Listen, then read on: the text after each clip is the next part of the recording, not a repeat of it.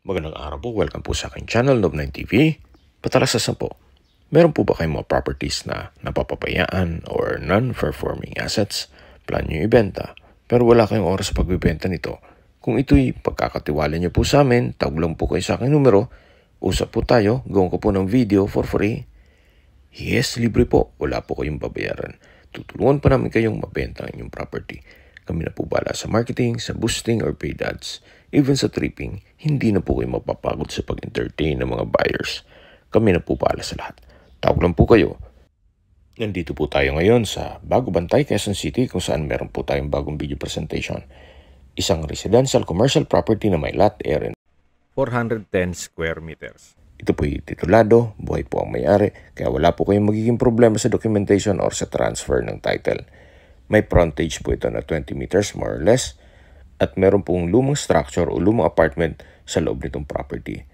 Lilinawin ko lang po, binebenta ito ni owner as lot only. Kung meron man po kayong nakikitang structure na kung saan meron pang mga tenant ito, meron na rin po silang agreement ni owner na once na may buyer, ibabakit na nila yung property. So ngayon po, although lumang structure ito o lumang apartment, ito'y income generating pa rin.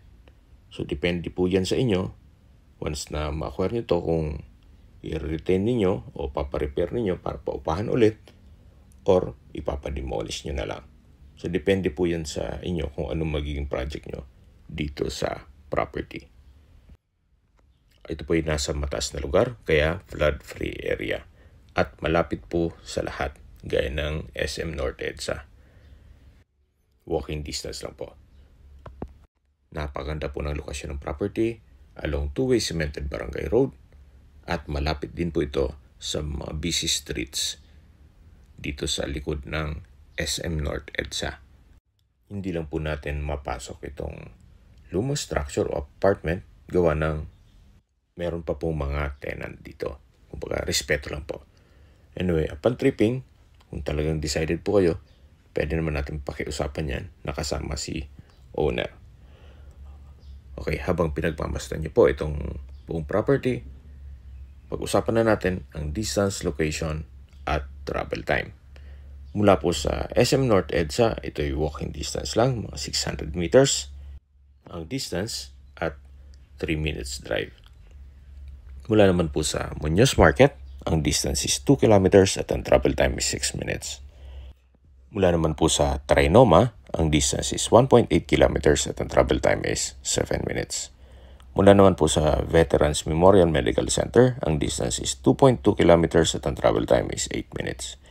At mula naman po sa Our Lady of Mount Carmel Parish Church, ang distance is 2.2 kilometers at ang travel time is 8 minutes. Kung manggagaling naman po sa SNR, ang distance is 1.6 kilometers at ang travel time is 5 minutes. So ito po yung tinutukoy ko na busy area at ilang steps lang po ay nasa SM na kayo. Okay, sa presyo na po tayo. Binebenta po ito ni owner sa halagang 70,000 pesos per square meter.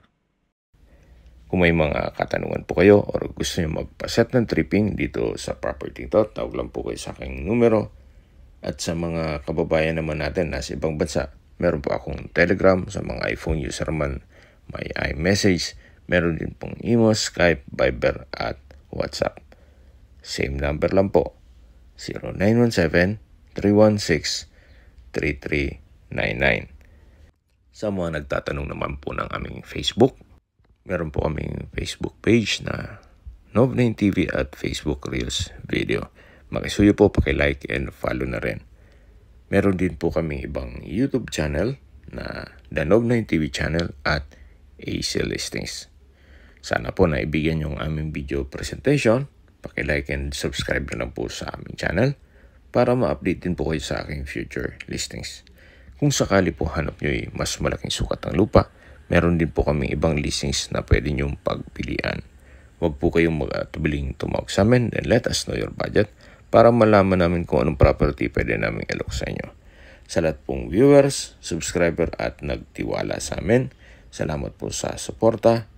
Ingat po kayo lagi at yung pamilya. Maraming Maraming salamat po.